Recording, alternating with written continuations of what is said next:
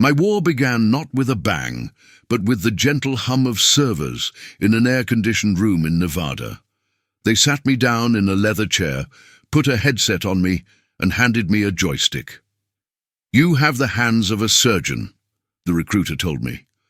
What he didn't tell me was that I'd be performing surgery from 7,000 miles away, with no way to clean up the blood. I remember my first day in the ground control station. The darkness, the glow of 12 different screens, the way the world outside disappeared. They called it being in the bubble. What they didn't say was that the bubble would become my entire world, that I'd stop seeing pixels and start seeing people. I came from the gaming generation. Call of Duty, Battlefield, these were my training grounds. The military saw that in me, saw how comfortable I was with controllers and screens. They called us digital natives.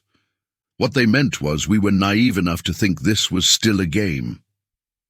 For the first few months, I was the golden boy. My strike accuracy was 98%. My reaction time was unmatched. I could track a target for hours without losing focus. They gave me medals, called me a hero. My parents told their friends I was keeping America safe from terrorists. They slept better at night thinking that. I stopped sleeping altogether. The turning point came during a routine surveillance mission. We were tracking a suspected insurgent. I watched him for 3 weeks, saw him play with his children, saw him help his elderly neighbor carry groceries, saw him pray 5 times a day. The intelligence report called him a high-value target. My eyes called him a father, a neighbor, a faithful man.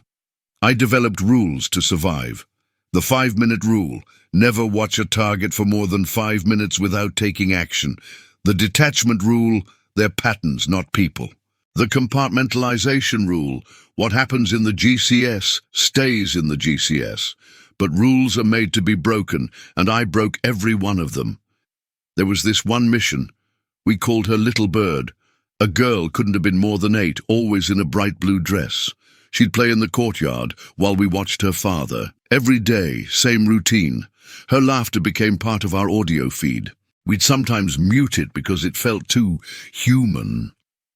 The day came when command gave the order. The father was in the courtyard alone. Perfect shot. But as my finger hovered over the button, Little Bird came running out, chasing her doll. I can still see that doll, handmade, ragged, loved. I radioed command. Abort. We have a civilian in the strike zone. The voice that came back wasn't my usual controller. It was Colonel Hayes, Captain Rios. That man is planning an attack that will kill dozens of Americans tomorrow. You have your orders. Execute. I remember the silence in my headset, the way my hand shook, the way the crosshairs seemed to blur, and then I pressed the button. The screen went white, then grey, then the dust cleared. The man was gone. The little girl was gone. All that remained was a piece of blue fabric from her dress, fluttering in the wind. I sat there for what felt like hours, just watching that blue fabric dance.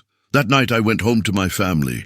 My daughter asked me to help with her math homework. She was the same age as Little Bird. When I looked at her, all I could see was that piece of blue fabric.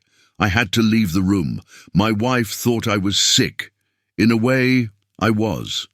I started seeing a therapist at the VA. She called it moral injury. Not PTSD. That's when something terrible happens to you. This was worse. This was about something terrible I had done, something that violated everything I believed about myself as a human being.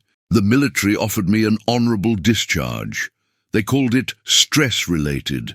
I called it what it was, a crisis of conscience. How do you live with yourself when you've become the monster in someone else's story? I started speaking out, testifying before Congress about what remote warfare really does to the people who wage it. How we're creating a generation of soldiers who never leave the battlefield because the battlefield lives in their heads. The pushback was intense. "You're endangering national security," they said. I was trying to save our humanity. Now I work with new drone operators. I tell them about Little Bird. I tell them about the 5-minute rule I broke. I tell them that every pattern is someone's father, someone's daughter, someone's loved one. Some call me a traitor.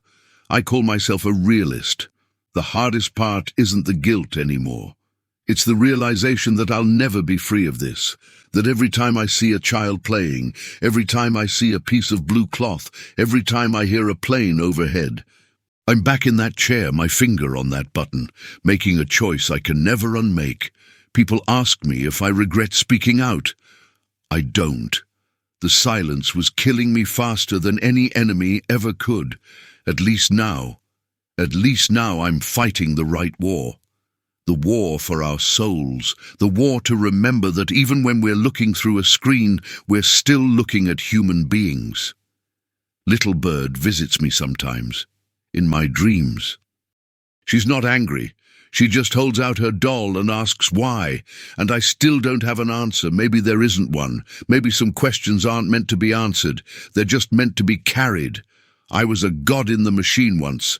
Now I'm just a man with a story, and if telling it saves one operator from living my nightmare, or saves one little girl in a blue dress, then maybe, just maybe, I can learn to live with the ghost in my machine.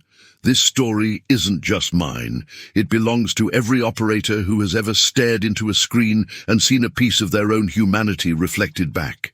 It belongs to every family on either side of the crosshairs. The battlefield may be digital, but the cost is profoundly, painfully human. If this story has stayed with you, if it has made you think, then I ask you to do one thing. Remember the silence. Remember that for every headline about a precision strike, there is a person in a dark room, carrying the weight of that decision for a lifetime. The war for territory ends. The war within, that is a different mission entirely.